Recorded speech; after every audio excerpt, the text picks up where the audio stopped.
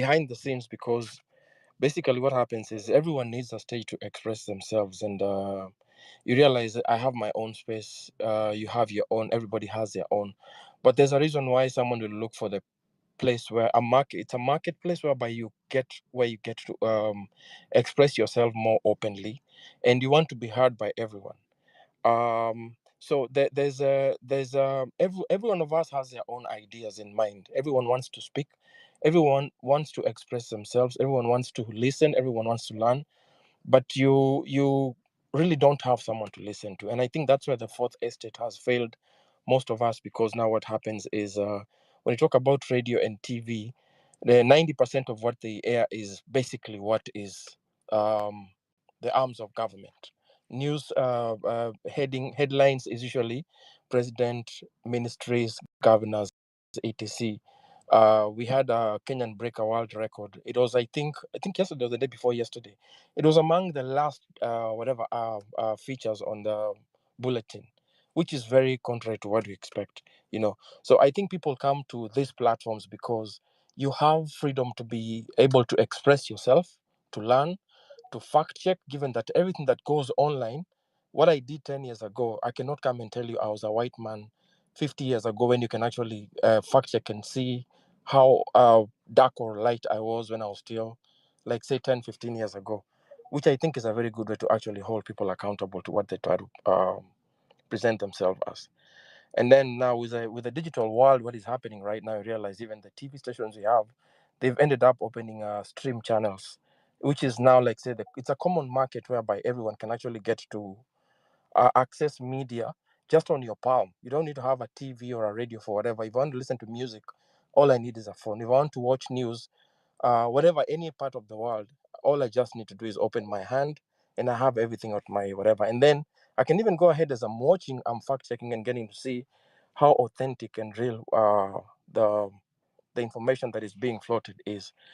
And then on the same line, there's so much that is not told in the mainstream media that I think we get to learn, and it's actually exposed on these platforms. So with the influencers in place now, I'll want to post something that I think I know, and it'll only get that mass outreach if I actually maybe, like, say, tag or use someone's handle who I think has a bigger outreach. Or I get to your platform and then I realize, oh, you shared something I did not know. The most I can do is maybe retweet or share with somebody else. That is how we've gotten to learn so many things, especially not being in the country. It helps a lot. And then lastly, the fourth estate does not really give everyone that platform, because you notice, like, when it comes to reaching out to everyone, we'll only hear of what happened in the rural areas. I think those are the people who actually get more um, interviews and stuff like that, or the people in the low class economy. But I don't really get to understand why they do. I don't think the intention is to get to send the message. Uh, the first world countries will actually come to Africa and go to the most rural parts of the country for them to be able to paint the picture of what this scope of the world looks like. But until now, these social influencers get to publicize and get to publish what actually Kenya looks like. Like, Nairobi is a very big city that has, skyscrapers, and they have roads, and they have traffic lights, and guys can use elevators and stuff like that. And people were shot. It's not like we use machetes and bows and arrows, and we have, it has helped the world understand that the picture that is painted by the media, the so-called the front line, the fourth estate, is really not what is on the ground, which has helped everyone now get to understand that we can actually get to relate with each other regardless of skin color, race, age, and all that. And then my last point, I think, which really makes a lot of sense, is most of these Z's are on TikTok platform, but they were not really active on in forums in that whatever more than they were on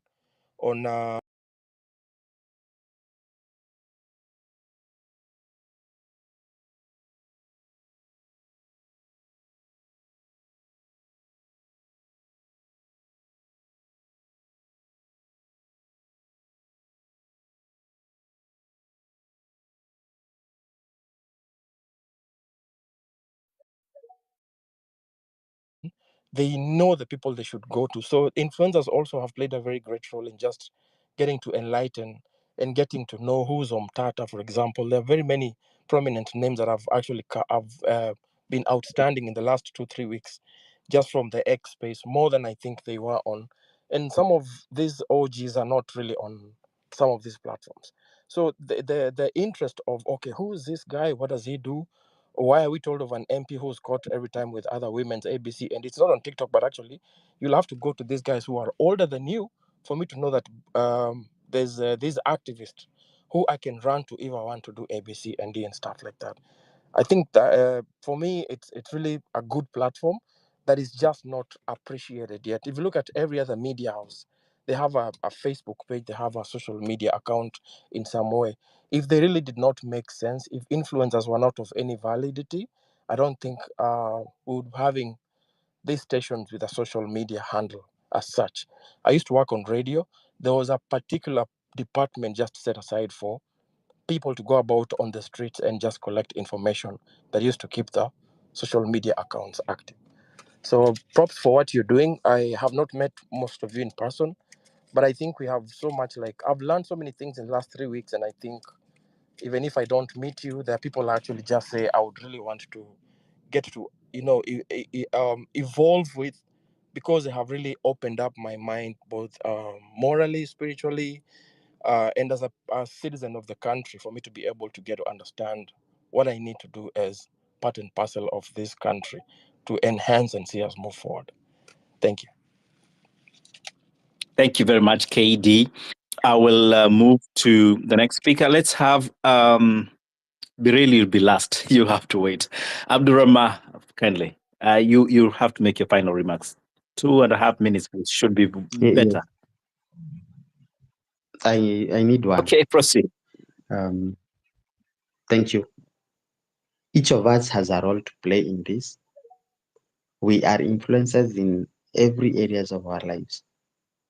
You do not need massive social media following.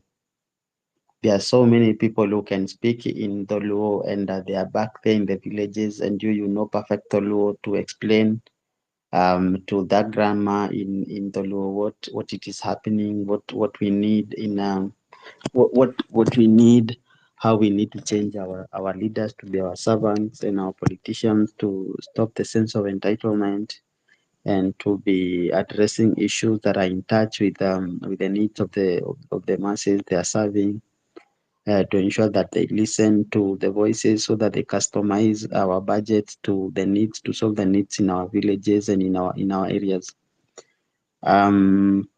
If I have seen a viral clip that was going around of a young Gen Z that was talking in front of a policeman, and people were saying, everyone has a role to play.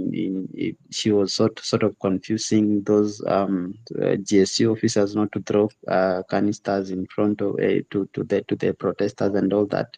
So she was there just to zubaisha the officers and all that. We have every role.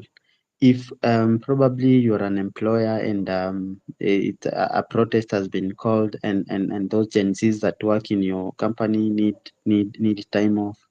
Like for me, Tuesdays and Thursdays, I've always made it sure that my colleagues that I am in charge of at work, our workplace, I let us go to the street so that at least because our numbers, when we go, maybe 5, 6, 7, or 10 of us, we add the voices. The little we have, we share, probably to get to the CBD where I work in Mombasa town, and we're able to add it to the voices and the numbers of all that. All these voices and numbers translated cumulatively in all the different towns and cities in the country to lead to one voice as opposed to only when it is Nairobi alone that is demonstrating. So what I'm saying in short is we all have a role to play. We learned it in Cuba during Fidel Castro's revolution in Cuba. We also saw that in the Arab Spring, especially here in Sudan, where a young girl, the way we're equating to Hanifa, was able to rally a whole revolution. Here in our times in Mau Mau as well, we saw even our mothers, our great grandmothers used to go to take food to our fighters in the forest and during the guerrilla warfare. Each of us, in our smallest ways, we want to ensure that we send massive signals that now a new Kenya is bound to be, a new dawn is here for all of us, of accountable leadership in which we take debts, and those debts are used to implement policies and infrastructure for our country. We are no longer going to be stashing offshore accounts money that is meant to be paid by the public and all that. I am so glad that it is now giving results, the pressure we are adding. I've shared a press release about tomorrow's signing of the IEBC. And for any apparent reason, we didn't have any reason why the IEBC was not being reconstituted. They just needed some jump starting. From there, we go to the next issue, auditing of public debt, the next issue of meritocracy when it comes to public appointments and tribal diversity, so that only two communities that are appointed. From there, we go to another issue, probably land as a factor of production, both agricultural and